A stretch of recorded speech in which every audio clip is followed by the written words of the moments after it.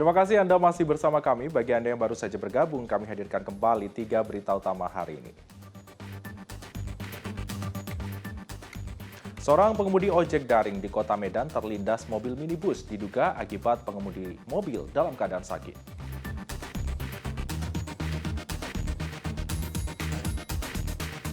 Bendahara Kecamatan Medan Barat ditembak kaki sebelah kanannya oleh orang tidak dikenal.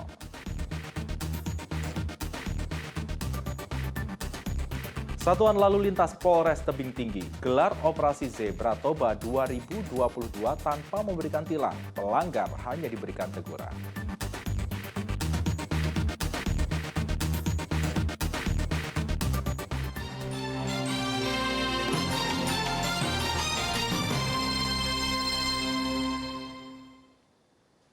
Para saksi mahkota atau terdakwa dihadirkan dalam persidangan kasus panti rehabilitasi milik Bupati Langkat nonaktif terbit rencana perangin-angin. Persidangan digelar secara virtual dengan agenda mendengarkan keterangan terdakwa.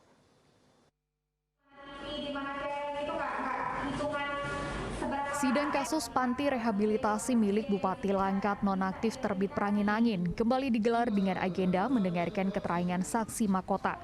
Persidangan digelar secara virtual dengan menghadirkan 8 terdakwa atau saksi mahkota di rumah tahanan kelas 2A Tanjung Gusta. Saksi mahkota adalah saksi yang diambil dari salah seorang atau lebih tersangka dan terdakwa lainnya yang bersama-sama melakukan perbuatan pidana.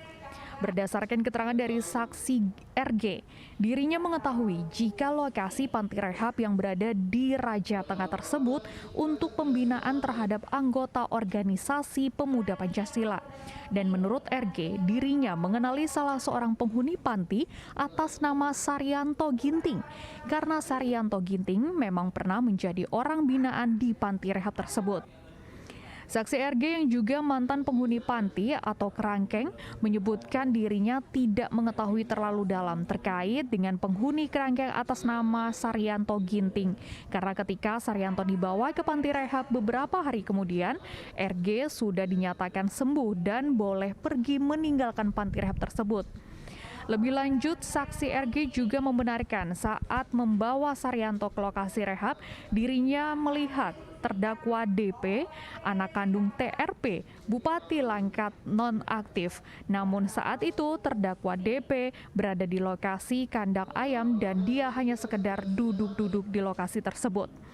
Penasehat hukum terdakwa Poltak Sinaga mengatakan ada 3 saksi mahkota yang diambil keterangan dalam persidangan berkas terdakwa DP dan HS alias Gupsar.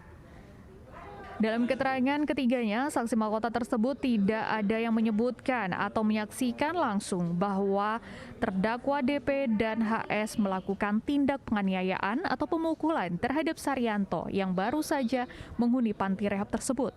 Tidak ada satupun dari saksi mahkota ini yang melihat langsung, bahkan melihat ada Dewa dan Hendra Gupsar ini melakukan tindak kekerasan terhadap Saryanto Ginting. Malah tadi yang terungkap dalam persidangan bahwa sebetulnya Saryanto Ginting ini pernah ditolak oleh Uci Surbakti untuk masuk ke dalam panti rehab tersebut. Pernah ditolak, kemudian besoknya keluarga dari Saryanto Ginting ini menghubungi orang lain, menghubungi yang namanya Tarion untuk merayu atau membujuk kepada Uci Surbakti agar mau diterima karena memang Saryanto ini dia sudah sangat lama memakai narkoba, mengkonsumsi. Rencana sidang lanjutan akan dilakukan pada Senin 10 Oktober 2022 dengan agenda mendengarkan keterangan saksi-saksi. Muhammad Hamdani melaporkan dari Kabupaten Langkat.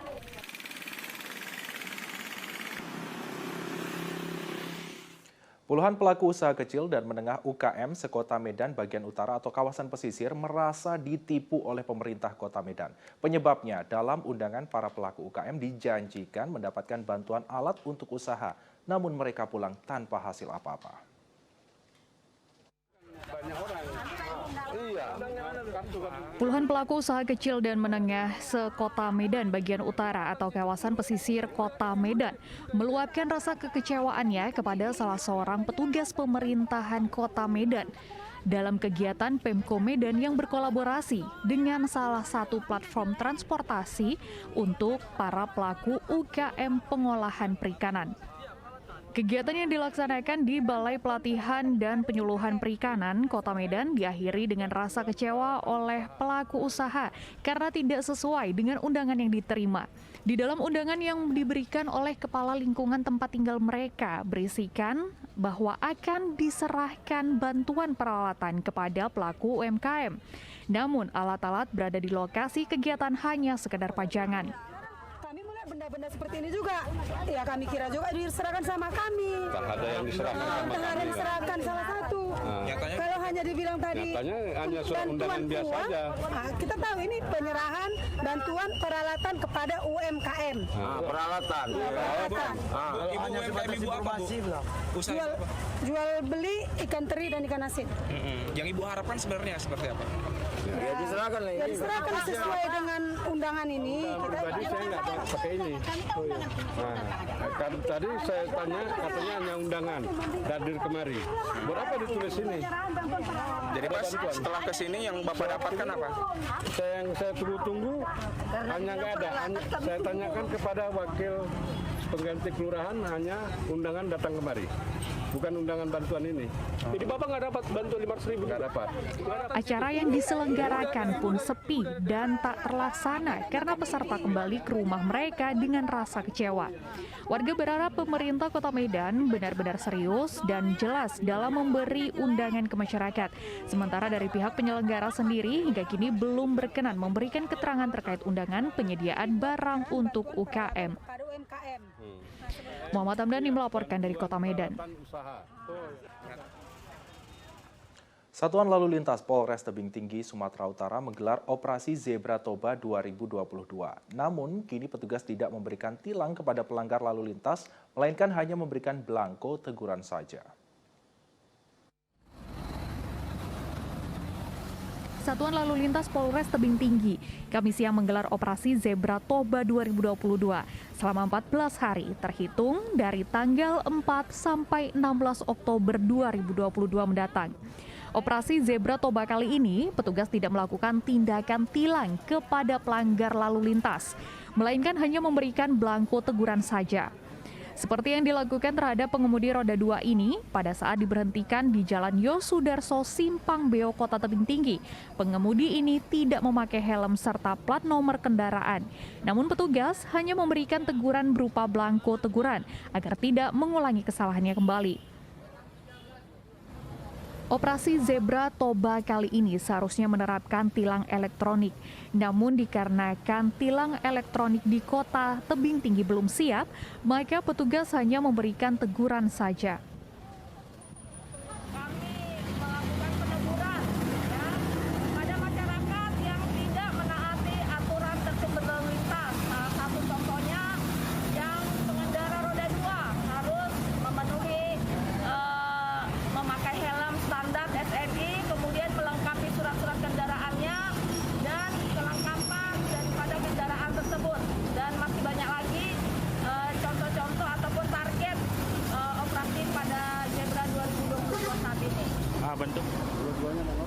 Untuk memberi apresiasi kepada para pengemudi yang patuh terhadap peraturan lalu lintas, petugas memberikan bunga sebagai bentuk tindakan humanis dari petugas. Muhammad Hamdani melaporkan dari Kota Tebing Tinggi. Laporan tersebut mengakhiri berita Medan hari ini. Saya Freddy Cahya berterima kasih atas perhatian dan kebersamaan Anda. Selamat beraktivitas dan sampai jumpa.